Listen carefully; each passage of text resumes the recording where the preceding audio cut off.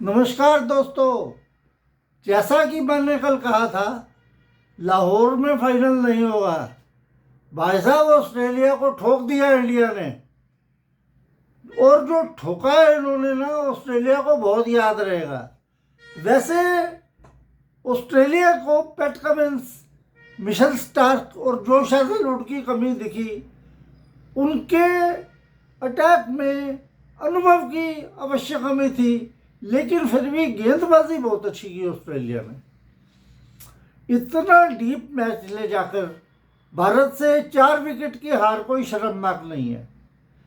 आज ऑस्ट्रेलिया ने टॉस जीतकर, जैसे शर्मा जी तो टॉस नहीं जीते, मतलब है ये थोड़ा शर्मा जी का दुर्भाग्य है कि वो टॉस नहीं जीत पाते अहम मैच में। ऑस्ट्रेलिया ने टॉस जीतकर पहले खेलने का निर्णय किया। और आज की जो खास बात रही, मोहम्मद शमी ने बेहतरीन गेंदबाजी की। शुरुआत में उन्होंने मैथ्यू शॉट, क्योंकि अवेलेबल नहीं थे कोई इंजरी वगैरह की प्रॉब्लम की वजह से, कुनोली को ओपनर के तौर पर मैथ्यू शॉट की जगह पे उतारा गया और कुनोली का विकेट मोहम्मद शमी ने लेकर ऑस्ट्रेलिया को शुरुआती झटका दिया। अब क्रीज पर आए स्टीव स्मिथ और साथ में थे ट्रेविस हेड। ट्रेविस हेड तो जैसे सबको पता ही है, वो थोड़ा अटैक कर कर खेलते हैं और उन्होंने सभी बॉलरों को आड़े हाथों लिया। उनकी तेज 39 रन की पारी खेली 33 गेंदों पे। लेकिन इस वक्त काम आया भारत का मिस्ट्री स्पिनर वरुण चक्रवर्ती। उसको लंबा शॉट मारने के चक्कर में ट्रेविस हेड शुभमन गिल के हाथों कैच आउट हो गए। दूसरा विकेट ऑस्ट्रेलिया का गिरा। उसके बाद लबुशेन मैदान में आए और धीरे धीरे ऑस्ट्रेलिया की रनगति कम हो गई। फिर भी इन्होंने थोड़ी पार्टनरशिप की और लबुशेन का तीसरा विकेट जब गिरा तो लबुशेन 29 रन बना सके। अब आए ऑस्ट्रेलिया के बल्लेबाज जोश इंग्लिश। उन्होंने भी कोई खास प्रदर्शन नहीं किया और 11 रन बनाकर वो आउट हुए। अब उनके एक विशेषज्ञ बल्लेबाज जो इतने रेट नहीं करते, मतलब लोग उनको हल्के में लेते हैं, लेकिन मैं उस खिलाड़ी का बहुत सम्मान करता हूँ, वो थे एलेक्स कैरी। एक वक्त 37.3 ओवर के बाद ऑस्ट्रेलिया का स्कोर जब 3 विकेट पर 198 रन था, तो मोहम्मद शमी की चौथी गेंद पर जब स्टीव स्मिथ बोल्ड हो गए, ये मैच का सबसे टर्निंग पॉइंट माना गया। क्योंककि अगर स्टीव स्मिथ क्रीज पर और थोड़ा लंबा रह जाते, थोड़ा डीप ले जाते मैच को, तो ये जो ऑस्ट्रेलिया का स्कोर 264 रह गया, ये 290 के आसपास जाता। ये मैच का पहला टर्निंग पॉइंट था। उसके बाद ग्लेन मैक्सवेल ने वरुण चक्रवर्ती की गेंद पर छक्का लगाया और अगली गेंद पर उन्होंने लापरवाही भरा शॉट खेलकर वो भी आउट हो गए। उसके बाद आए ड्वार्शूज। उन्होंने कुछ पार्टनरशिप की, कुछ अच्छे शॉट्स खेले, लेकिन ड्वार्शूज के आउट होने के बाद जब एलेक्स कैरी 49वें ओवर की पहली गेंद पर रन आउट हुए, ये मैच का दूसरा टर्निंग पॉइंट था। मैच इधर उधर हो रहा था, ऐसा लग रहा था ऑस्ट्रेलिया ने ठीक ठाक स्कोर बना लिया है, लेकिन जहाँ पे अगर स्टीव स्मिथ थोड़ा लंबा बैटिंग कर जाते तो ऑस्ट्रेलिया का स्कोर 290-95 के आसपास पहुंच सकता था। तो वह कैरी भी अगर रन आउट ना होते तो ऑस्ट्रेलिया का स्कोर 275-80 तक वो पहुंचाने की क्षमता रखते थे। लेकिन कैरी का रन आउट होना मैच का दूसरा टर्निंग पॉइंट बना। ऑस्ट्रेलिया ले देकर 264 पर आउट हो गई। मोहम्मद शमी ने 3 विकेट लिए। कुलदीप वो रविंद्र जडेजा और वरुण चक्रवर्ती ने 2-2 विकेट लिए और अक्षर पटेल और हार्दिक पांड्या को 1-1 विकेट मिला। भारत शुरुआत करने के लिए जब उतरा तो भारत पे 265 रन का लक्ष्य था। पिच में कोई जैसा हॉरर न्यूजीलैंड के खिलाफ दिखा ऐसा नहीं दिखा। ऑस्ट्रेलिया वाले इसी घबराहट में कि टर्निंग ट्रैक है या पता नहीं कैसा खेलेगा, वो ज़्यादा तेज़ी से बल्लेबाजी नहीं कर सके और इसी वजह से वो 264 रन बना के ऑल आउट हो गए। 3 गेंदें अभी उनके ओवर की शेष थी। आखिरी 3 गेंदों पे अगर कैरी जैसा बैट्समैन होता तो निश्चित रूप से ऑस्ट्रेलिया का स्कोर 275-277 के आसपास पहुंचा देता। अब भारत ने शुरुआत की और शर्मा जी अपने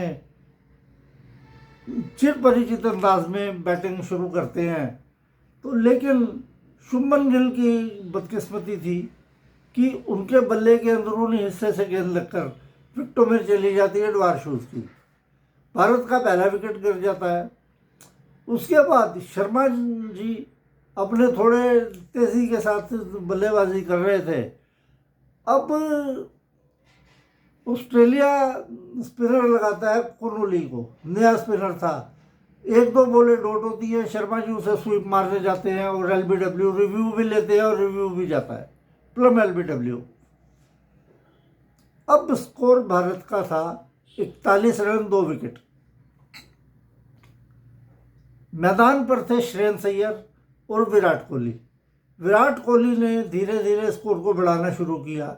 सिंगल 2-2, बीच बीच में इक्का दुक्का कोई चौका भी लगता था। उसके बाद विराट कोहली जब 61 रन पर थे, ये मैच का तीसरा टर्निंग पॉइंट बना। एडम जंपा की एक टॉस्ट अप गेंद को वो शॉट खेलने के चक्कर में शॉर्ट मिड ऑफ पर कैच दिया ग्लेन मैक्सवेल को, और मैक्सवेल हालांकि बहुत बढ़िया फील्डर है, बहुत सेफ फील्डर है, उनके हाथ से कैच छूट गया और साथ में ही मैच छूट गया। ग्लेन मैक्सवेल का ये कैच बहुत भारी पड़ा और हालांकि उसी ओवर में ही एडम जंपा ने हमारे श्रेयस अय्यर साहब को बोल्ड कर दिया। श्रेयस अय्यर भी थोड़ा लापरवाही से शॉट खेले, शायद उनका भी ध्यान भंग हो गया। स्क्वायर कट करने गए सीधी गेंद को और लाइन चुके और बोल्ड हो गए। अक्षर पटेल आए, उन्होंने भी थोड़ी बहुत उपयोगी पारी खेली, 25, 27, 28 रन उन्होंने भी बनाए और विराट कोहली के साथ मैच को आगे बढ़ा रहे थे। अक्षर पटेल भी नाथन एलिस की गेंद को मारने के चक्कर में बोल्ड हो गए, जबकि उस गेंद को मारने की कोई ज़रूरत नहीं थी। आराम से पुश करके सिंगल लिया जा सकता, नहीं तो कोई बात नहीं, अपने रन रेट हमारी रीच के अंदर ही था। अब बल्लेबाजी करने के लिए आते हैं केएल राहुल। केएल राहुल शुरू में तो थोड़ा रुक कर खेले, उसके बाद उन्होंने, क्योंकि किसी को चांस लेना था, थोड़ा रन रेट बढ़ रहा था, 6 से ऊपर निकल गया था, तो राहुल ने कुछ शॉट्स खेले। अब कोहली जब 84 रन पर थे तो वो पाकिस्तान वाली मेरे ख्याल से घटना उनको याद आ गई कि आखिरी ओवर में बड़ी मुश्किल से कोहली ने चौका मारकर 100 बनाया था, तो वही स्थिति दोबारा उत्पन्न ना हो जाए, इसलिए कोहली ने एडम जंपा की गेंद को, जबकि उस ओवर में राहुल ऑलरेडी एक छक्का मार चुके थे, शॉट खेलने की कोशिश की, वो भी खड़े खड़े।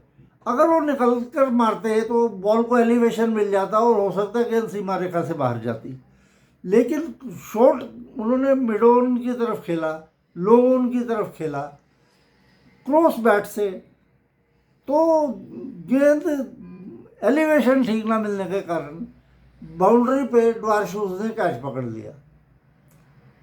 कोई बात नहीं, चलो अब हार्दिक पांड्या आए, हार्दिक पांड्या ने भी आगे खेल को बढ़ाया। अब जब 6-7 रन रह गए जीतने के लिए 10-12 बॉलों पे, तो हार्दिक पांड्या जी भी ज़बरदस्ती छक्का मारने के चक्कर में कैच आउट हो गए। अब हार्दिक पांड्या का, कोहली का समझ आता है, चलो 84 में था, वो ऐसी स्थिति नहीं उत्पन्न करना चाहते थे कि वही जैसे पाकिस्तान के मैच में उनका शतक बिल्कुल आखिरी मोमेंट पे पूरा हुआ। तो लेकिन हार्दिक पांड्या के पास ऐसी कोई जल्दी करने की ज़रूरत नहीं थी। आज भारत मैच जीत गया है, तो लेकिन ऐसी गलतियां कई बार भारी पड़ती हैं, और बहुत टीमों को मैंने अपनी ज़िंदगी में आखिरी मोमेंट पर जीते हुए मैच हारते हुए देखा है। बाकी एक बात की खुशी है, और मैंने कल भी कह दिया था कि फाइनल दुबई में ही होगा, लाहौर में नहीं होगा, क्यों इंडिया फाइनल में जा रही है और ये पहुंच गए हैं फाइनल में। अब दूसरी टीम न्यूजीलैंड आए या साउथ अफ्रीका आए, मेरा दिल तो कहता है कि न्यूजीलैंड ही जीतेगी, क्योंकि उनके पास सचिन रविंद्रा, केन विलियमसन और अच्छे बल्लेबाज हैं। इस तरीके से उनके पास काफ़ी अच्छे बल्लेबाज हैं, नीचे तक बॉलिंग में भी गहराई है, उनकी बैटिंग में भी गहराई है। लेकिन ये ऐसी बात नहीं है कि ये एक तरफा होगा या साउथ अफ्रीका को हल्के में ले रहे हों। साउथ अफ्रीका के पास भी एक ऐसी तोप है, हेनरी क्लासन। अगर हेनरी क्लासन का बल्ला चल गया ना, तो फिर दक्षिण अफ्रीका को हराना नामुमकिन हो जाएगा। बाकी देखते हैं कल क्या होता है।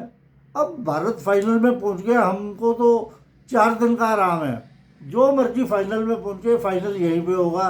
और इस बार उन्होंने न्यूजीलैंड जैसी पिच नहीं बनाई, अच्छी विकेट थी मैच की।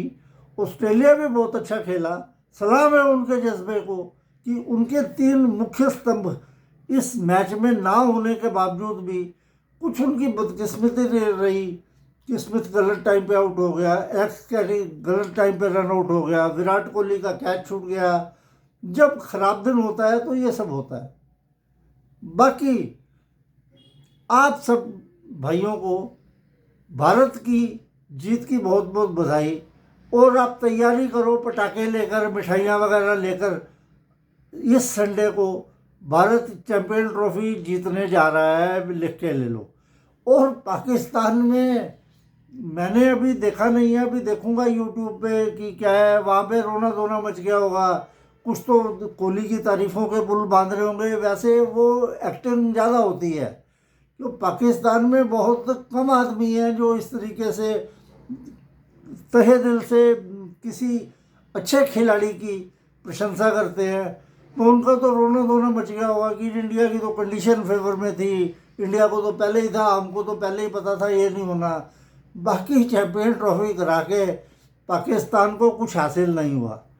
टीम उनकी 19 को टूर्नामेंट शुरू हुआ, 23 को बाहर, और एक सेमीफाइनल पाकिस्तान में होना है, और एक सेमीफाइनल दुबई में हुआ, और फाइनल भी अब दुबई में ही है।